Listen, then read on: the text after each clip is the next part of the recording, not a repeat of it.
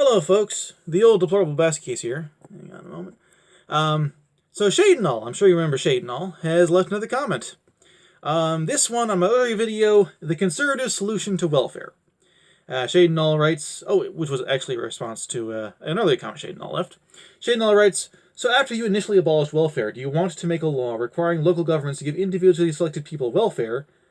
Okay, everyone who gets welfare is individually selected. If people receiving welfare are not individually selected, then there is something seriously wrong. And I'm very happy to say that whatever is wrong with welfare in the US, that is not a problem it has. Okay, everyone who gets welfare is individually selected. Without a strict guide loan for who qualifies for which payments. Guide loan? Okay.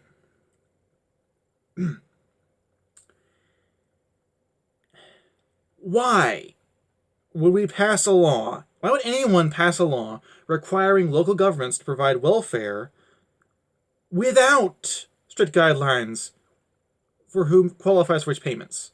Why would we do that? There's no reason to do that. I didn't say we should do that. You said. You say that. I didn't. You're metaphorically putting up a straw man and claiming that I built it. I can't help but feel this is a little dishonest. And let's say in one district there's a lot of disabled people, while in another district there are almost none. Okay. Firstly, why would a district have more disabled people than another district? Are there some districts where disabled people spawn more than in other districts? The only reason why a district would have more disabled people than another district across the board, as a universal cause, would be because one district has more people, period, than in another district. Now, the way you use that word, district, it strikes me that I can't help but think that you don't know very well how the U.S. is divided up. There's nothing wrong with that. You said before that you're German, you're young. There's no reason why you should know. But as long as you are discussing this, then okay, I'll just tell you. Okay, the U.S. is divided into 50 states, and each state is divided into a certain number of counties, and each county is divided into a certain number of municipalities, towns. It varies from county to county. So we have these 4 levels of government in the U.S. We have municipal, county, state, and federal. Now, the federal government is different from all the other governments. There's only one, for one thing. And the federal government has a very specific number of tasks and powers that are given to it in the U.S. Constitution. Now, the federal government has grown somewhat since 1787? I don't remember the exact year. Anyway, so it's grown quite a bit. It's taken on more tasks, it's taken on more powers. Now, conservatives, like myself, feel that the federal government should be reduced. That there are certain powers and certain tasks that, yes, are best for the federal government to do, but there are others that the federal government has no reason to have. Now, there is quite literally no reason why municipal, county, and state governments cannot take care of their people. There's no reason.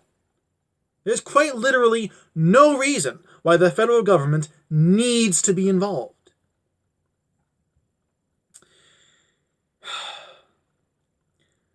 More strawmen, more rhetoric.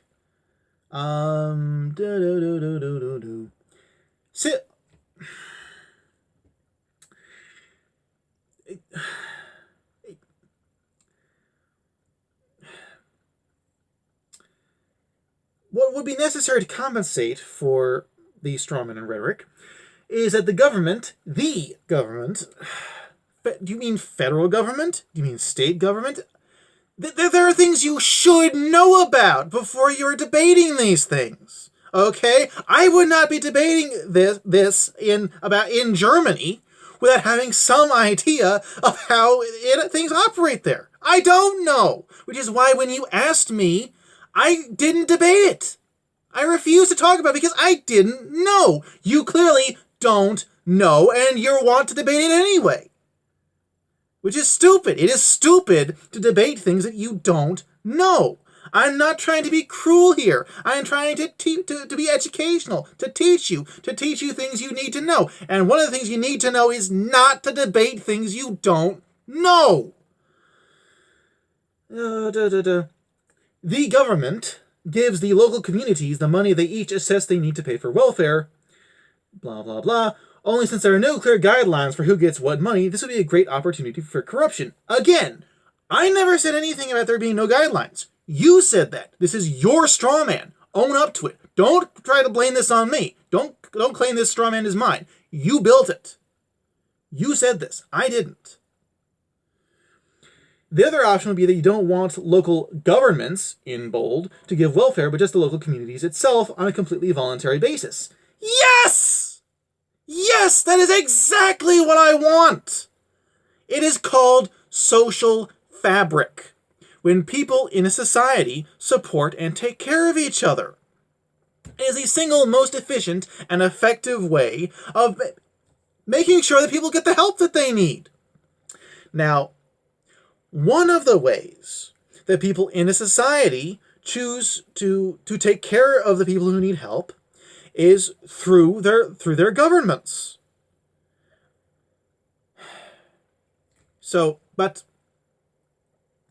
when you do that, the most effective and efficient way of taking care of people through a government is through the local governments. Because the people in the local governments answer more directly to the people who are in their local communities, and that also they know the people in their local communities. They know who needs help. They know who doesn't need help.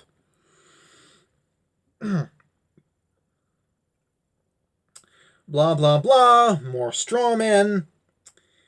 Now, dude, there's a huge difference between not receiving welfare and living on the streets.